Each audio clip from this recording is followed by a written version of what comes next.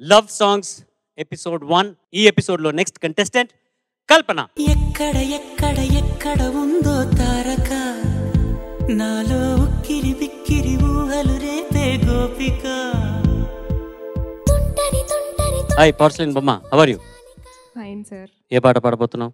మనసున ఉన్నది. చిత్రం ప్రియమైన నీకు. రాసిన వారు సిరివెన్నెల గారు, పాడినవారు చిత్రమ్మ గారు, సంగీతం శివశంకర్ గారు. All the best.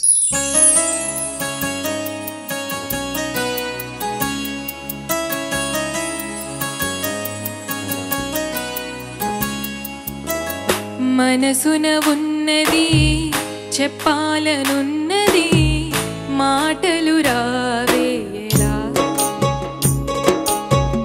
మాటున ఉన్నది ఓ మంచి సంగతి, బయటికి రాదేలా. అతడిని చూస్తే రెప్పలు వాలిపోయే, పిడియం ఆపేదెలా. ఎదురుగా వస్తే చెప్పకాగిపోయే, తలుపులు చూపేదెలా. ఒకసారి దరిచేరి ఎదగొడవేమిటో తెలపకపోతే ఎలా. మనసున ఉన్నది చెప్పాలనున్నది, మాటలు రావేలా.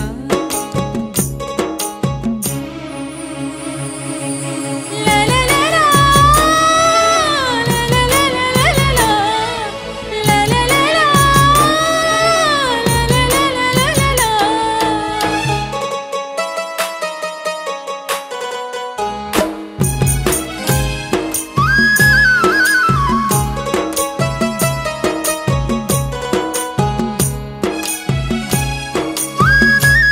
చింతని పైన చల్లగా ఉందని, ఎంత నొప్పైనా తెలియలేదని, తననే తలుచుకునే వేడిలో ప్రేమ అంటేనే తీయని బాధని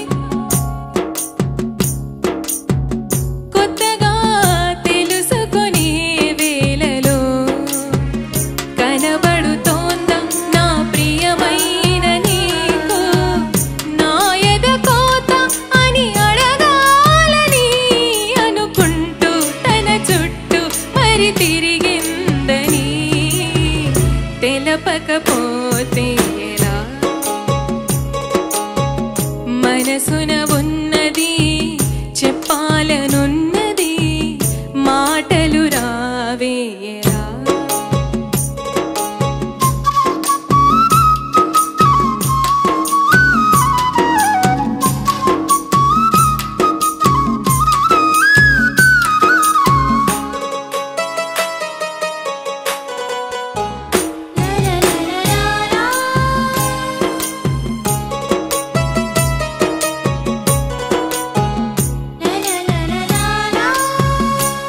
నీలి కన్నుల్లో అతని బొమ్మని చూసి నాకింకా చోటెక్కడుందని, నిదరే కొసురుకొనే రేయిలో మేలుకున్నాయిలే వింత కైపని, వేల ఊహల్లో రేగి చూపుని కలలే ముసురుకొనే హాయిలో.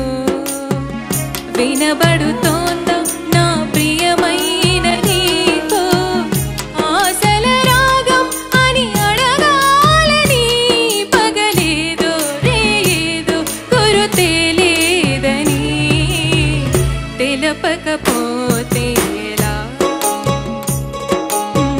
మనసున ఉన్నది చెప్పాలనున్నది, మాటలు రావేలా. మాటున ఉన్నది ఓ మంచి సంగతి, బయటికి రాదేలా.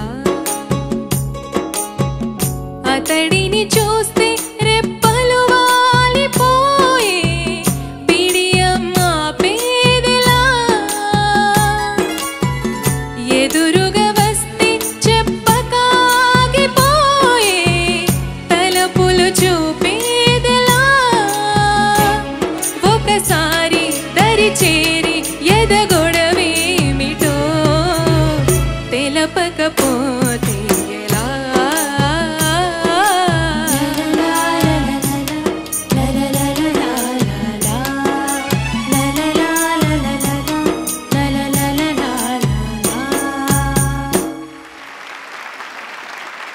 నువ్వు ఎలా పాడావో ఫస్ట్ జడ్జెస్ దగ్గరికి వెళ్లకుండా కీర్తన అక్క చెల్లె అక్క. అక్క కీర్తనని అడుగుదాం ఎలా పాడిందో. కీర్తన నమస్తే సార్. హాయ్. Hi sir. మీ చెల్లె ఎలా పాడింది? జడ్జెస్ని అడిగి కనుక్కుందాం. అందుక నీకు ఇంతసేపు కష్టపడి మైక్ తీసుకొచ్చి నీకు ఇచ్చి నిన్ను లేపి నీకు కెమెరా సెట్ చేసి పెద్దవాళ్ళు ఉండగా అబ్బో మీ చెల్లి పాడేటప్పుడు నీ ఎక్స్ప్రెషన్స్ చూస్తుంటే అసలు బాగా పాడిందా లేదా? నీకు నీకు ఒక అభిప్రాయం ఉంది కదా, చెప్పు అభిప్రాయం చెప్పు, చెల్లికే చెప్పు ఎలా పాడిందో. పాట అంతా బాగానే పాడింది కానీ లిరిక్ మర్చిపోయింది కదా సార్ మధ్యలో. కవర్ చేసిందిగా, తర్వాత కవర్ చేసింది సార్, కానీ ఆ గ్యాప్ ఉండిపోయింది కదా సార్. కానీ పాట బాగా పాడింది సార్, మొత్తం పాట బాగా అనిపించింది నాకు. అంతే సార్. అంతేనా? బాగా ప్రాక్టీస్ చేస్తున్నా ఇంట్లో? చాలా ప్రాక్టీస్. నువ్వు హెల్ప్ చేసావా? నాకేం తెలియదు సార్, నాన్నగారు సార్ మెంటర్ వాళ్ళు. నువ్వు పాడవా? నేను మామూలుగా ఏదో పాడతాను సార్, ఇంత ప్రొఫెషనల్ గా రాదు సార్. సరే ఈ పాట ఒకసారి పాడు. ఈ పాట రాదు సార్. ఫస్ట్ 2 లైన్లు పాడు. వేరే పాట ఏదైనా పాడతాను సార్. సరే బాయ్స్ ఫాలో. అడిగాలోనే ఒక 2 లైన్స్ పాడతాను సార్. ఓకే. కేసీ పాడొచ్చా పర్వాలేదా? పర్మిషన్ ఇస్తావా? గ్రాంటెడా? With your permission. Thank you sir. నువ్వే లేని నన్ను ఊహించలేను, నా ప్రతి ఊహలోను వెతికితే మనకదే నీలోనే ఉన్నా, నిన్ను చేరి ఉన్నా నిజమై అడిగా జతగా.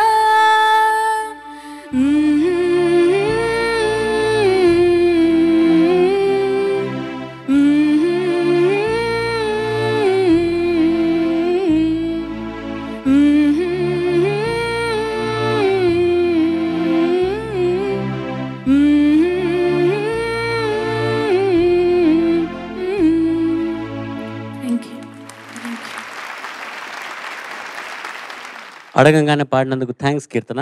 Thank you sir. నాకు ఇంత పెద్దవాళ్ళ ముందు ఒక లైన్ పాడడానికి అవకాశం ఇచ్చినందుకు. 4 లైన్లు. 4 లైన్లు. కలెక్షన్ ఇటు పక్క ఉంది, నాకు ఇక్కడ తేజు దగ్గర హ్యాండ్ ఓవర్ చేసేసి పేమెంట్. Okay sir.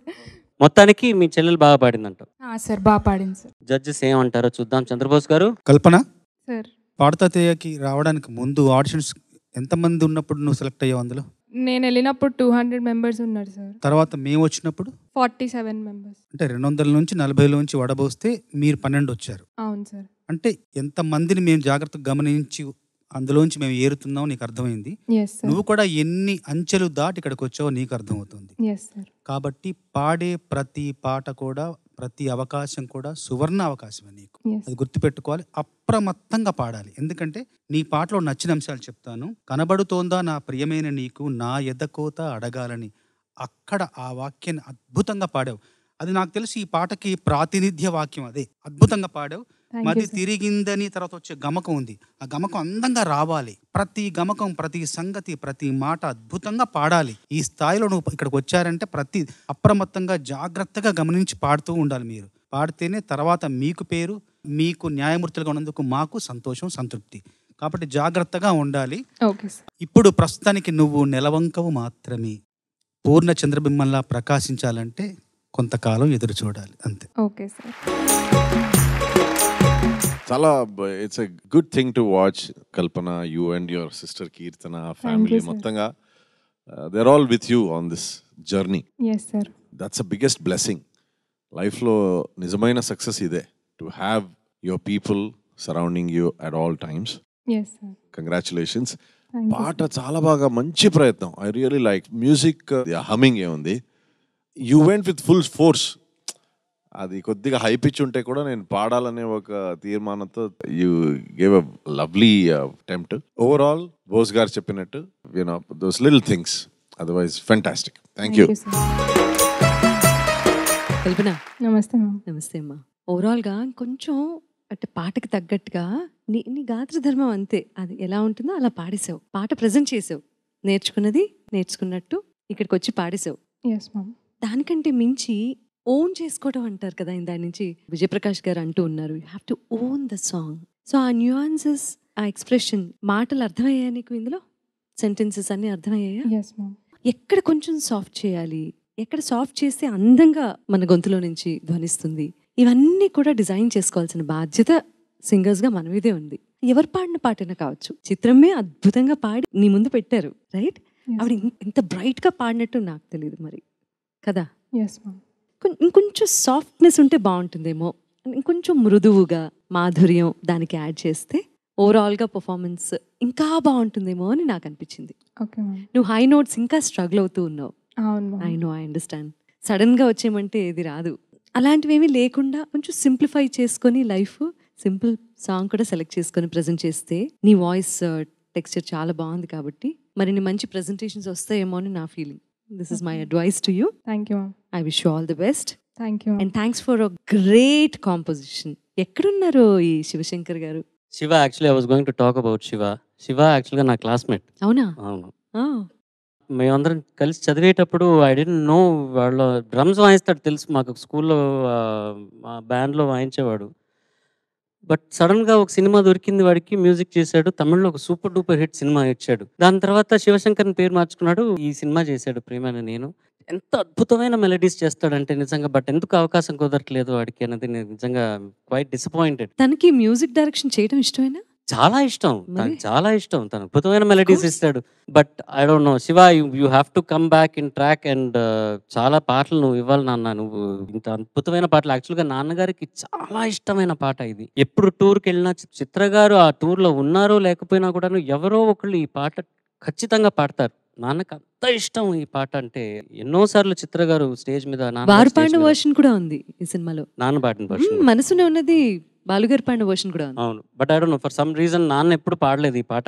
ఎప్పుడు చిత్ర గారి దగ్గర పాడించుకుంటారు. అండ్ చిత్ర గారు అమ్మో ఎంత బంగారు తల్లి, ఎంత బాగా పాడుతుందో స్టేజ్ మీద. ఆవిడకి భయమే, ఎప్పుడు స్టేజ్ ఎక్కినా అయ్యో నా గొంతు బాగలేదు, ఆ పై నోటు టచ్ అవ్వదు, రేంజ్ ఎక్కువ అంటూనే ఎంత అద్భుతంగా పాడేస్తారు ఆవిడ. Anyway, your effort was really really nice. ఈ పాట వినడానికి ఎంత హాయిగా ఉన్న పాట అనుకున్నప్పుడు చాలా కష్టమైన పాట ఇది. But you made an effort. మంచి పాటని ఎంపిక చేసుకొని మా అందరికి ప్రెజెంట్ చేసావు. Will see what happens. All the best. Thank you sir. Lyric మర్చిపోయిన దానివల్ల ఏదో ఒక మార్క్స్ ఏదో కొంచెం తగ్గుతాయి. It's part and parcel of the competition. అంత తగ్గకపోవచ్చేమో చూద్దాం. Okay, good luck. Thank you sir.